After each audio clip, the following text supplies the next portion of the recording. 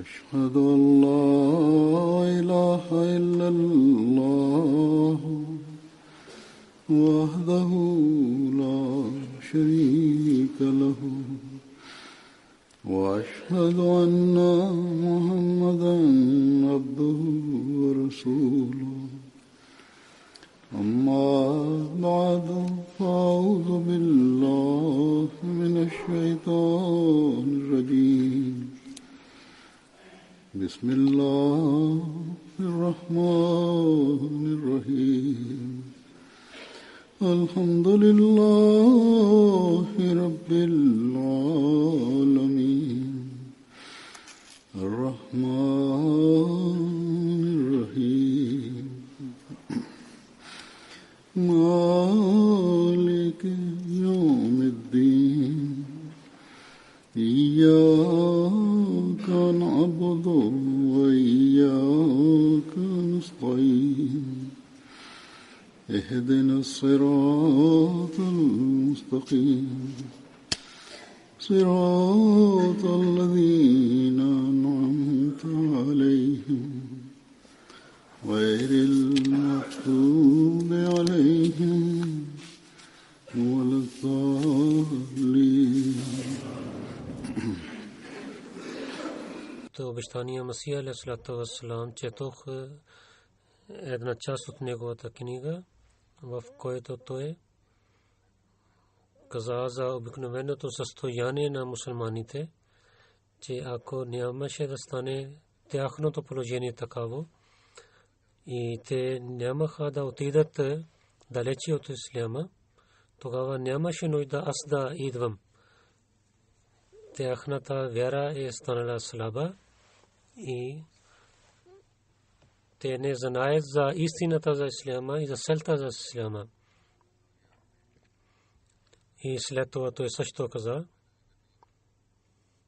който преди не казах, че тези хора мислят, че ние какво имаме против исляма. Ние казваме ла илаха илlallah, мусулманите казват. И те мислят така обикновено, че ние казваме ла илаха илlallah и се спазваме молитвите и в дените на постят и също даваме данъка закат. Той каза, че когато аз казвам, че техните всичките делата не са правилни дела и ако те са правилни дела, тогава защо те нямат чисти и хубави резултати? Тогава ще станат добри дела, когато всякаква измама и раздор ще изчезва от тях, но те нямат такава нещо. Днес ние гледаме, че най-повече раздор има в мусулманските държави, мусулманските групи. Те убиват един на друг и така те вършат своята работа. Всеки казва ла илаха илlallah и той убива на другия човек, който казва ла илаха илlallah и взема неговите права и опитва да даде вреда на другите. Дали това е учението на Корана, на който те подчиняват сега? Дали това е пример на пророк Мухаммад Мустафа саллаллаху алейхи ва саллям, на който те подчиняват?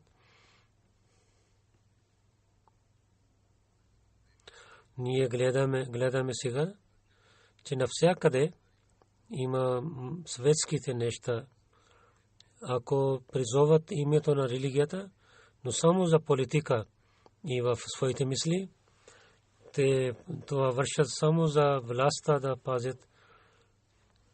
Пророк Мухаммад Мустафа саллаллаху алейхи ва саллям, за неговия живот и пример, Хазрат Айша, Allah да е доволен от нея, тя каза,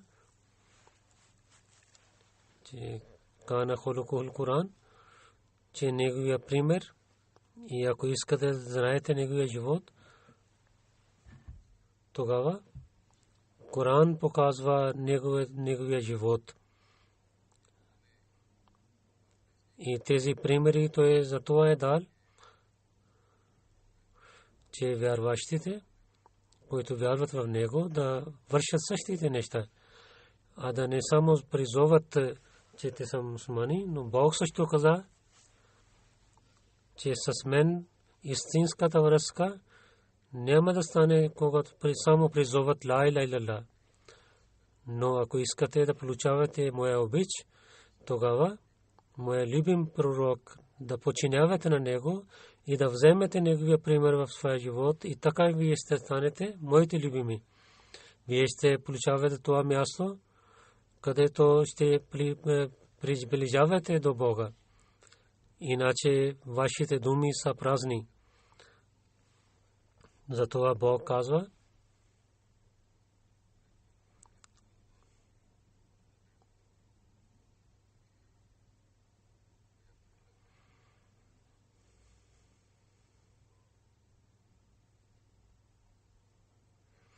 кажи, че ако обичате на Бог, тогава подчинявайте на мен. Бог ще ви обича и ще ви прощава вашите грехове. И наистина Бог е всепрощаващ и милосърден. Дали на онзи човек, на когото Бог обича, той ще стане такъв, както днешните мусулмани са? Ходжите, на които обикновените мусулманите мислят, че те са любими на Бога и те са близо до Бога, те най-повече разпространяват раздор в света. В Пакистан също някои и пишат по вестниците и казват, и в медиите казват, че това състоянието на мусулманите заради техните ходжи са, които са само по името то ходжи. Затова сега обикновеното състояние на тези ходжи, това се нуждае, че трябва да има, който показва истината за Корана и за Сунет. И това Бог е изпратил, както той обещал. Но ходжите не искат да слушат неговия глас и нито дават хора да слушат неговия глас. И против това, те давайки фетве за неверник, казвайки на него неверник, те разпространяват раздор. Всеки ден те обвиняват на обещания Масия алейхиссалату вассалам, че той е наузбилла за материалните неща и за светските неща, той е създал този джамаат. Ние знаем, че той е обичал на пророк Мухаммад Мустафа саллаллаху алейхи ва саллям. И той е дошъл само да стане съвършен шария на пророк Мухаммад Мустафа саллаллаху алейхи ва саллям. Затова Бог изпратил на него. За знанието на Корана и тълкуването на Корана ние получихме заради него. Той е на всяко място. В светлината на учението на Корана той е напътствал на нас. Затова в този стих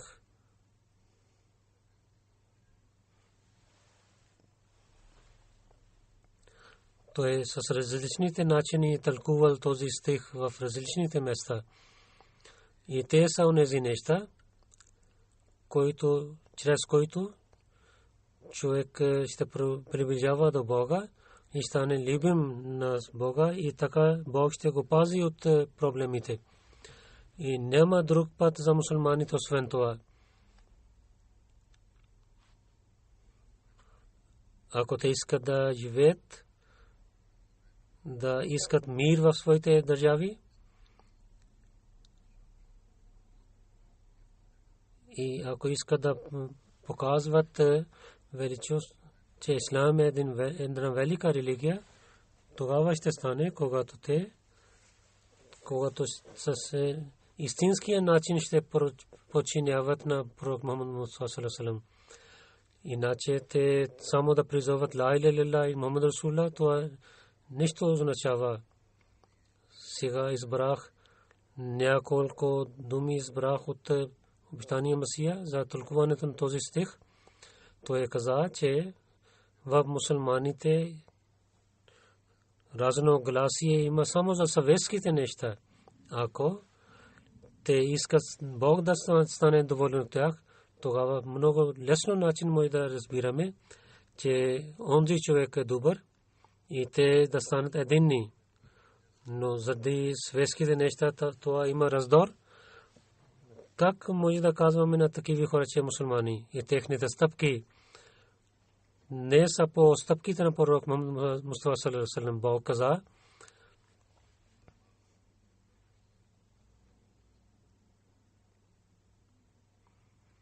че кажете, ако обичате на Бога, тогава подчинявайте на мен. Бог ще ви обича на вас. И освен този хубула, обич на Бога и не подчиняват на пророк Мухаммад саллаллаху алейхи ва саллям, те обичат светските неща, материалните неща. Дали това е подчинението на пророк Мухаммад саллаллаху алейхи ва саллям? Дали Мухаммад Мустафа саллаллаху алейхи ва саллям бил съветския човек? Дали наузбилла той взел лихва? Или не подчиняваше заповедите на Бога? Дали наузбилла мазалла той измамваше с хората? Дали той правеше светските неща над религията? Мислете подчинението това, че да вървете по стъпките на пророк саллаллаху алейхи ва саллям, тогава ще гледате как Бог ще ви благослови. Но в днешната епоха, който е делата на мусулманите, и Бог също е против тях. Това е свидетелство, че те имат много лошо състояние и държавите се воюват помежду си. Отивайки в другите тези мусулмански държави, те просят да воюват с другите мусулмански държави. И американският президент, който пак той каза, че той ще забранява на Иран развитието, и цялата Европа и Европейския съюз и другите са против за това. И тук в Великобритания някой написал във вестника, че на президент на Америка и целият съвет е против. Освен 3 държави, който казва, че това Америка прави много хубаво. И Америка, Израил и третия е Сауди Араб. И Сауди Араб е мусулманска държава и против една мусулманска държава той взема помощ от немусулманските власти и той дава позволява на тях те да воюват и той е с тях. То е положението на мусулманите. И затова обещания Масия алейхи салам е казал, че вие сте разделени. Как ще получавате благословите на Бога? Разказвайки тези неща, те истинската доброта, как човек може да върши? Как Бог да е доволен от него? Как да получава благословите на Бога? И как обещания Масия алейхи салам получил тези благослови от Бога? Той каза, аз наистина ви казвам. Хората против него казват, фатве казват, че наузбилла, че той не подчинява учението на пророк саллаллаху алейхи ва саллям, той не подчинява учението на исляма. Той казва, наистина ви казвам, от опита си казвам, че никой човек не може да върши добрините и не може да получава благословите на Бога и не може да получава тези награди на Бога, който човек тогава получава, когато неговата душа става чиста с най-добрия начин. Когато човек простига, когато човек получава това място, тогава той получава, говори с Бога и получава хубави сънища от него. Той каза, докато човек не може да съвършено подчинява на пророк саллаллаху алейхи ва саллям, и ние това свидетелства думите на Бога,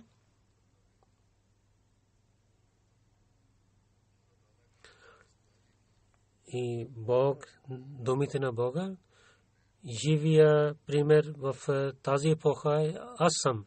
Бог говори с мен, защото аз на пророк саллалаху алейхи ва саллям подчинявам на него съвършено. И така Бог обича на мен. Затова, които обвиняват на него,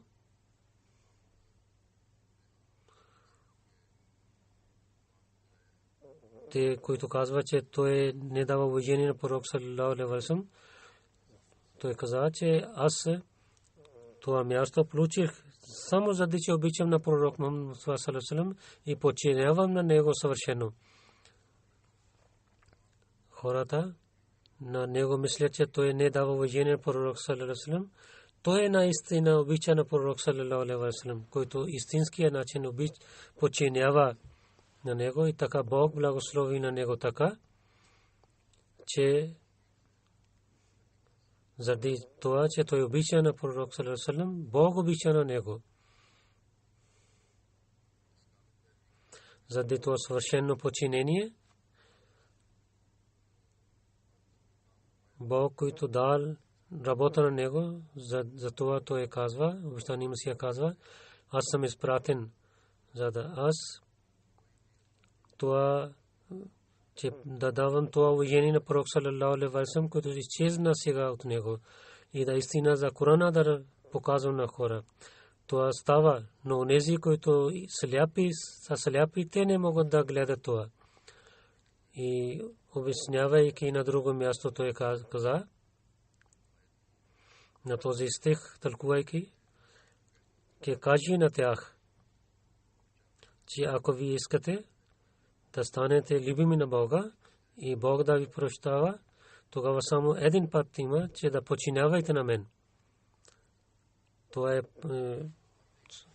превод на този стих. Той каза, какво означава, че моето подчинение е такава нещо, който дава сила на благословите на Бога и пречисти от греховете, така човек става любим на Бога. Подчинението на пророк Мухаммад Мустафа саллалаху алейхи ва саллям, ако сте подчинявани на него, така Бог прощава греховете.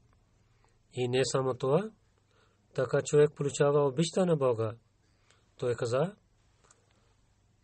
и каквото вие претендирате, че ни обичаме на Бога, то няма, тогава ще стане истинско, когато ще подчинявайте на мен, че подчинявайте на пророк Мухаммад саллалаху алейхи ва саллям. Това означава от този стих, това ясно става от този стих, че човек, че със собствените си трудности и не може да получава обичта на Бога и близостта на Бога, не може да получават светлина от Бога и благослови, докато не подчинява на пророк Мухаммад саллалаху алейхи ва саллям със свършен начин. И онзи човек, който обича на пророк Мухаммад саллалаху алейхи ва саллям със свършен начин и дава смърт на своя живот, подчинявайки на него, той получава тази вяра, обич, който прави на него силен и той отказва от другите богове. В този живот той получава един чист живот. Той излиза от гробовете на греховете. Затова тази традиция каза, като пророк саллалаху алейхи ва саллям каза, аз и давам живот на тези мъртви, чрез моите думи мъртви станат живи. И давам живот на духовните мъртви хора, който ще подчинява на него, той ще получава обичта на Бога. Разказвайки, той повече каза на друго място, да получаваме тези благослови, Бог само дал един път, че да подчиняваме на пророк саллалаху алейхи ва саллям, както в този стих той каза,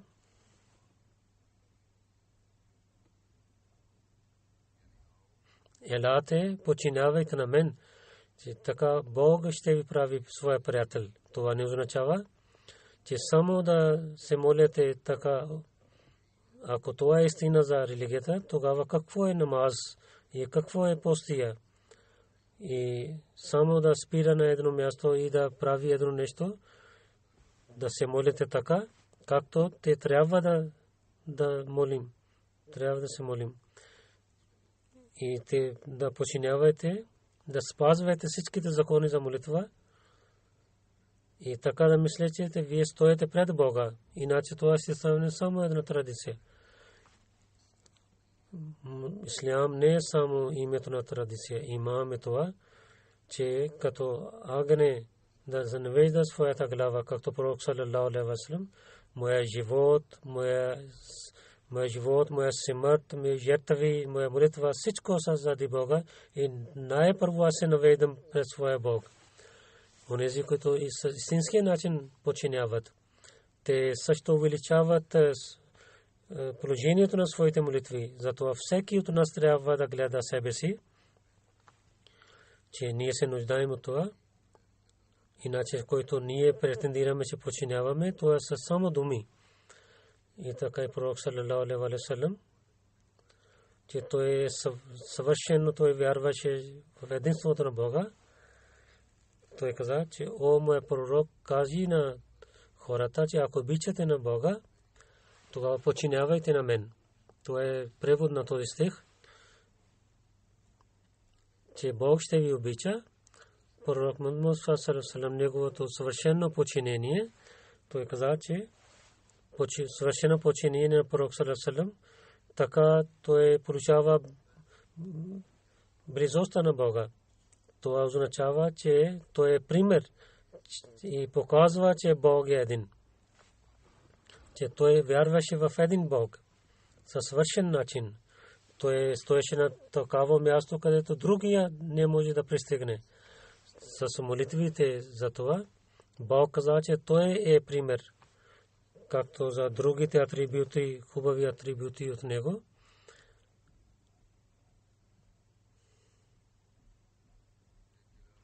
На едно място той каза, че обичта на Бога със съвършения начин човек не може да прави в себе си, докато той на Набия Карим саллалаху алейхи ва саллям, неговия характер, и да взема от неговия характер пример и така той да живее както той е живел. Затова Бог каза,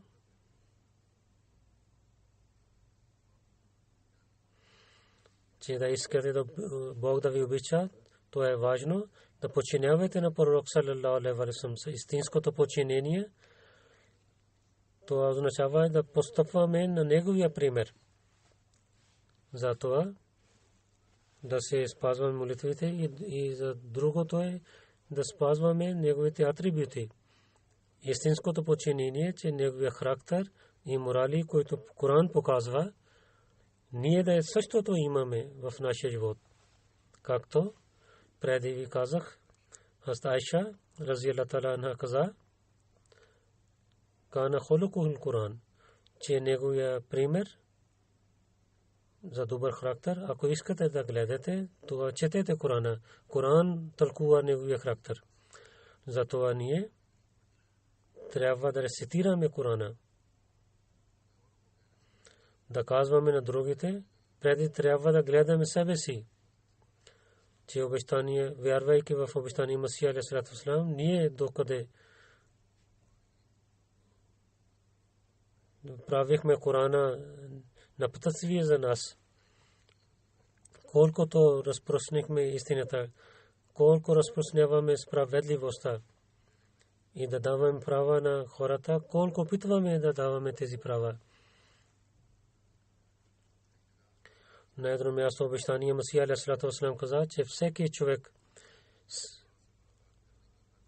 няма сила да се срещне с Бога, затова трябва да има връзка. И тази връзка е Коран и пророк Мухаммад саллалаху алейхи ва саллям. Затова онзи, който изостави тези неща, той няма да получава целта си. Човек е един слуга и работата на слуга е, че каквото заповядва на него, той да починява. И така и Бог иска, че вие да искате, ако искате да получавате благослови на пророк саллаллаху алейхи ва саллям, тогава станете неговите слуга.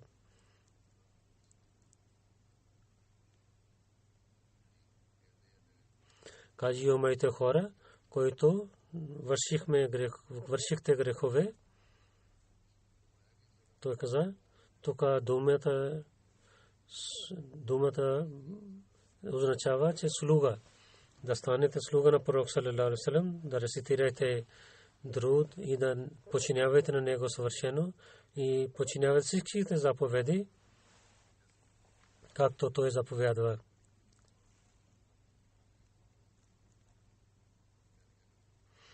Ако Бог да ви обича, тогава подчинявайте на пророк саллаллаху алейхи ва саллям със съвършен начин и да дадете своя живот по неговия път, тогава Бог ще ви обича. Затова един човек, който върши грехове и той иска прошка от Бога, ако в наистина той иска да прави промяна в себе си, тогава Бог ще обича на него. Той каза, че Бог да се радва своето един начин, че да подчинявате на пророк Мухаммад саллаллаху алейхи ва саллям със съвършен начин. Гледаме, че хората вършат другите традиции. И когато някой умира, хората имат различните традиции. Но само трябва да се молим за мъртвия човек. И за тези традиции не само новите неща, които правят, те също са против заповедите на пророк саллаллаху алейхи ва саллям и така и те дават унижават на пророка. И онези хора, които обвиняват на нас, те най-повече вършат тези грехове. И как те унижават на пророк саллаллаху алейхи ва саллям, че те мислят, че не е достатъчен нашия пророк саллаллаху алейхи ва саллям.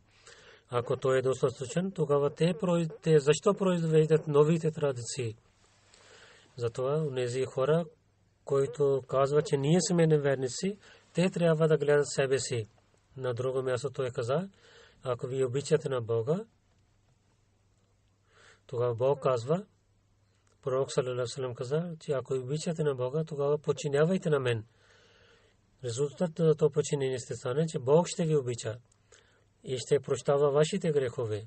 Той каза, от този стих е ясно, че докато човек не става съвършен, не подчинява съвършен начин на пророк саллаллаху алейхи ва саллям, той не може да получава благословите на Бога, не може да получава знанието, чрез който да изчезват неговите грехове и да изтихне огъня за грехове, няма да стане така. Улама уммати са онези хора, които свършено подчиняват на него. Ако искате да, когато ще подчинявате на свършено него, тогава вашите грехове ще изчезват. Истинското знание и светлина, ако искате да получавате на Бога, искате да станете любими на Бога, тогава подчинявайте на него. Ако искате грехове да изчезват от вас, тогава с истинския начин да подчинявате на пророк, който ще вършат така, те ще станат, както пророк саллаллаху алейхи ва саллям каза, че моите ходжи са като пророците на Бани Исраил. Но сегашните ходжи не са от тези, защото те не казват, че те благословите на пророк саллаллаху алейхи ва саллям продължава. И така и пророк саллаллаху алейхи ва саллям за него място каза, той каза, че негово велико място е това, че Бог обича на него. Но Бог на другите хора каза, че те също да вървят в този път, както той каза. Кажи на тях, че ако искате, че Бог да ви обича, тогава подчинявайте на мен. Тогава Бог ще ви обича. Той каза, че моя пророк зови това. Той каза, вижте, мислете, че е свършено подчинение на пророк саллаллаху алейхи ва саллям, така Бог ще ви обича. Какво искате освен това?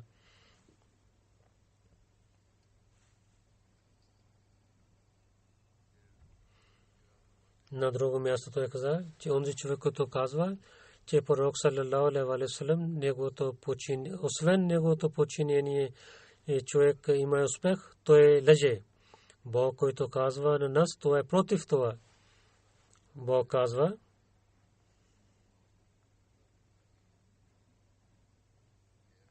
о моя пророк Мухаммад Мустафа саллалаху алейхи ва саллям, кажи на тях, на тези хора, ако искате Бог да ви обича на вас, това подчинявайте на мен, то Бог ще ви обича.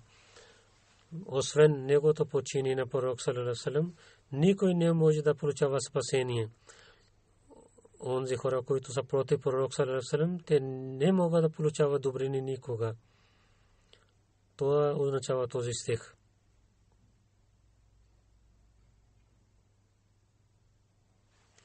Пророк саллалаху алейхи ва саллям за неговото място той говореше с един християнин, имаше въпроси и отговори. Този християнин каза, той каза за мястото за Иса алейхиссалату вассалам, че Иса алейхиссалату вассалам каза за себе си,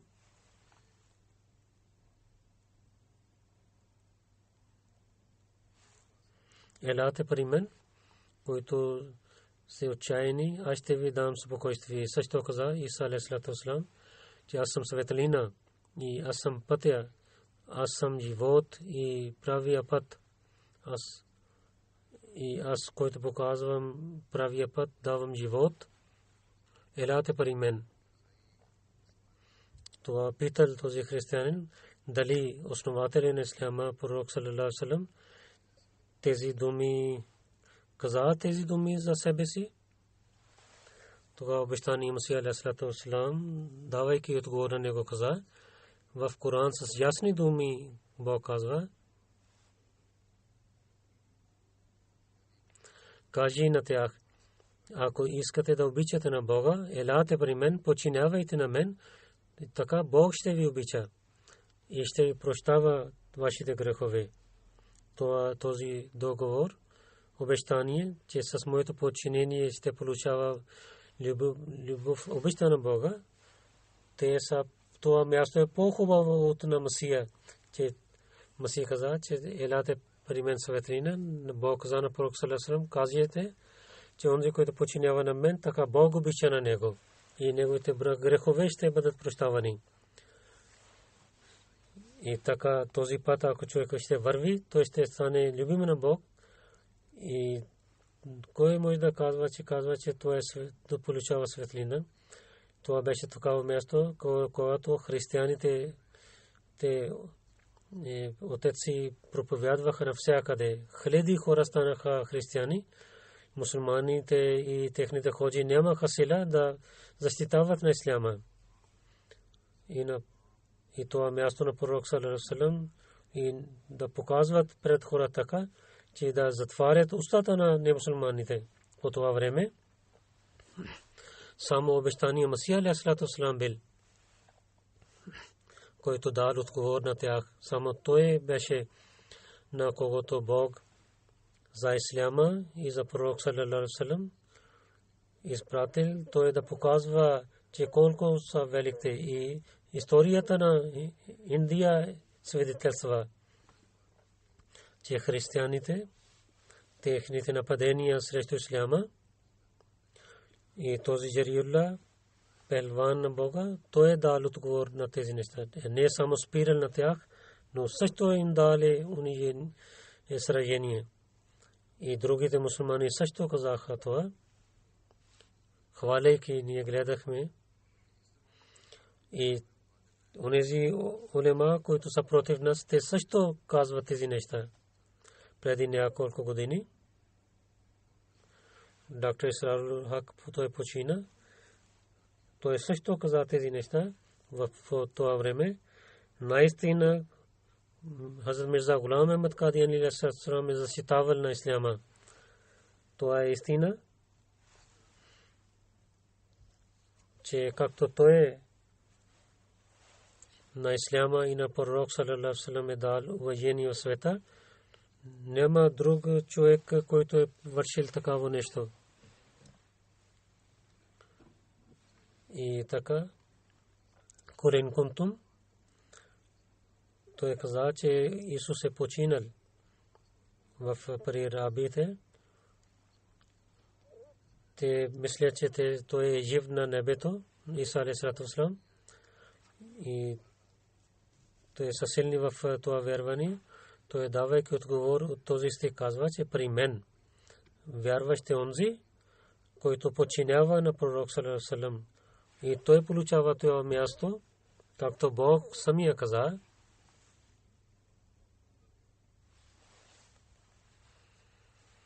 Кажете, че ако искате да обичате на Бога, тогава подчинявайте на мен. Така Бог ще ви обича. Той каза, че нужда за обичта, че с делата на своя любим човек да обича на тях, да има връзка с тях. И смърт е суннет на пророк Мухаммад саллаллаху алейхи ва саллям. Той показал на хората, че хората умират тогава. Кой ще стане жив? Или да казва, че той ще жив, или да казва на другите, че той е жив. Онези, които вярват на него, няма никой ще има вечен живот, който подчинява на него. И нито той ще вярва, че някой друг е жив. Че обичта се нуждае това, че неговото подчинение толкова да стане съвършен, че да спира своите желания и да мисли, че аз съм умет на народ на този пророк. И който мисли, бъдейки народа на пророк, казва, че Исус е жив. Как той претендира, че той е обича на пророк саллаллаху алейхи ва саллям и подчинява на него. Затова за него той казва, че Месия да стане велик от него и той да казваме, че е мъртъв. И за него той казва, че той е жив. На едно място претендира, че обичат на пророк саллаллаху алейхи ва саллям, на неговото подчинение. На друго място, казвайки, че Исус е жив, той казва, че той е по-велик за това. Само обещание Месия алейхиссалату вассалам, който с всичките начини на исляма и на пророк саллаллаху алейхи ва саллям той е защитавал. И той каза, че той е велик и за това той е изпратен от Бога. И ходите винаги обвиняват на него, разказвайки тези неща, че живия пророк е пророк саллаллаху алейхи ва саллям. Той каза, че мислите, внимателно да гледате, когато тези хора говорят срещу Корана, че Исус е жив на небето, и така християните обвиняват, че те веднага казват, че вашия пророк е мъртъв и наузубилла мин залик, той е на земята. И това те казват по телевизиите. И така имаше неспокойствие в света. И когато слушаха нашите програми Ал-Ахварул Мубашир и други програми в МТА, тогава много хора харесваха тези неща, но ходите пак са против за това. Той каза, че Иса казва за него, че той е жив на небето. И също това казват, давайки унижение на пророк саллаллаху алейхи ва саллям, казва, че той е мъртъв. Тези думи християни веднага казват, че вашия пророк е мъртъв и той е на земята. И те казват, че Исус е жив на небето и той е така, давайки унижение християните, казва, че той е мъртъв. И така те говориха с хората, пропагандираха. Обитани Месия каза, мислейки да казва, че онзи пророк, който е най-велик от всичките пророци, е хатмун набиин. И така е, вярвайки да не дават унижение на него, наистина те унижават на него. И така унижават на пророк саллаллаху алейхи ва саллям. той каза, че аз наистина ви казвам, че християните, които даваха възможността тези мусулмани на християните те да обвиняват и вярват, че Исус е жив и казват, че Пророк саллаллаху алейхи ва саллям е мъртъв. И за това те имат наказанието от Бога. Това с положението за това, че те такава вяра имат. На една страна от устата казва, че Пророк саллаллаху алейхи ва саллям е най-великият пророк. Той е велик от всичките пророци. На другата страна вярват, че след 63 години той почина и Масих още е жив и не е получил смърт. Но Бог казва на Пророк саллаллаху алейхи ва саллям, Бог каза, че на моя пророк съм дал благослови съм с най-добри начин. Дали тези думи са грешни? Не, тези думи са правилни. Те са лъжливи, които казват, че Пророк саллаллаху алейхи ва саллям е починал. Няма други думи, които дават унижение на Пророк саллаллаху алейхи ва саллям. Истина е това, че нашия пророк е велик. Такава другите пророци не са равни на него. Аз вярвам, че онзи, който човек казва, че Пророк саллаллаху алейхи ва саллям не е жив, той е при мен е неверник. С ужас казвам, че те казват, че народа на Пророк саллаллаху алейхи ва саллям са, но казват на него, че той е починал. И на този пророк, на който че на когото, на този народ, на когото Бог е наказал, на него казва, че е жив. Разказвайки тези неща, че Пророк саллаллаху алейхи ва саллям преди него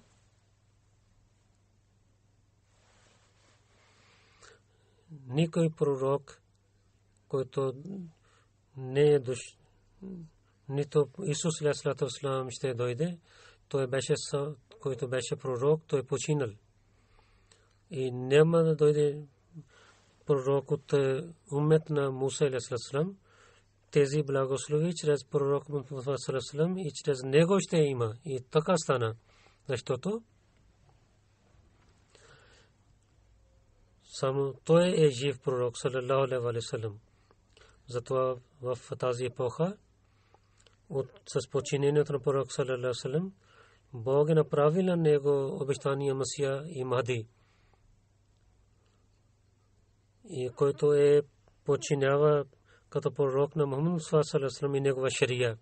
Той каза, аз с благословите Бога, а не от своя опит. Аз получих тези благослови на Бога, които преди мен другите пророци получаваха. И аз нямаше да получавам тези благослови, ако аз на моя пророк Фахрул Амбия Хазрат Мухаммад Мустафа саллаллаху алейхи ва саллям нямаше да подчинявам на него. И всички неща, които получих, само с това подчинение получих. Аз от своята истината знание знам, че никой човек, освен подчинението на пророк саллаллаху алейхи ва саллям, не може да пристигне до Бога и нито да може да получава съвършено знание. Аз на това място казвам, че какво е това нещо? Какво е истинското подчинение на пророк саллаллаху алейхи ва саллям? Най-първо това става в сърцето. Затова помнете, че това е добро сърце. Да изчезва светските неща от сърцето и сърцето иска вкус от Бога. Тогава той получава истинска обич на Бога. Когато изчезва светските неща от сърцето, тогава влиза там обичта на Бога. И тези всичките благодати чрез подчинението на пророк саллаллаху алейхи ва саллям може човек да получава. Както Бог казва, кажи на хората, че ако ви обичате на Бога, тогава елате подчинявайте на мен, Бог ще ви обича. И само да претендирате, че да обичате, то е една лъжа. Когато човек с истинския начин обича на Бога, тогава Бог също обича на него. Тогава на земята хората също обичат на него. В хиляди хора Бог сложи обичта на него.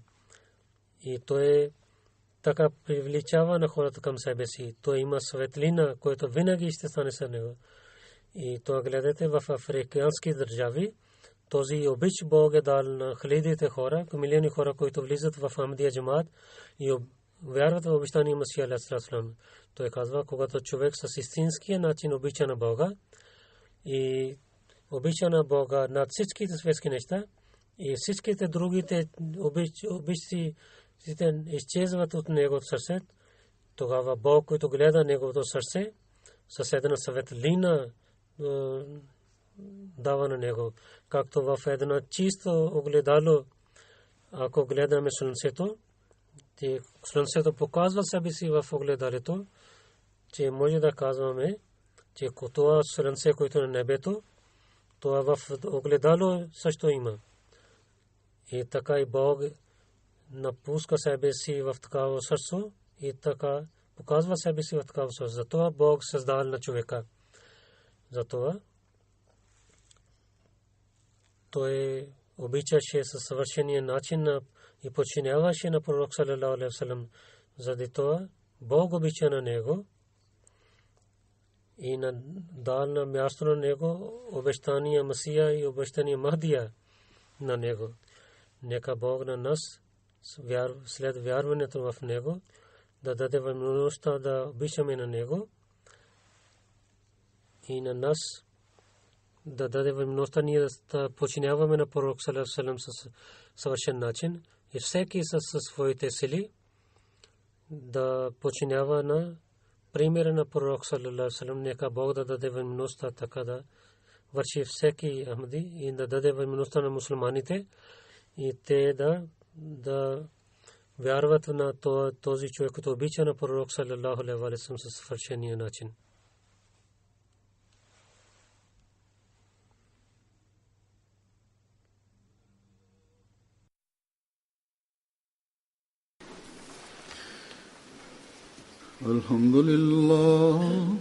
الحمد لله نحمده ونستعينه ونستغفره ونؤمن به ونتوكل عليه ونعوذ بالله من شرور أنفسنا ومن سيئات أعمالنا من يهده الله فلا مضل له ومن يضلل فلا هادي له ونشهد أن لا إله إلا الله ونشهد أن محمدا عبده ورسوله عباد الله رحمكم الله إن الله يأمر بالعدل والإحسان وإيتاء ذي القربى وينهى عن الفحشاء والمنكر والبغي يعظكم لعلكم تذكرون اذكروا الله يذكركم وادعوه يستجب لكم ولذكر الله أكبر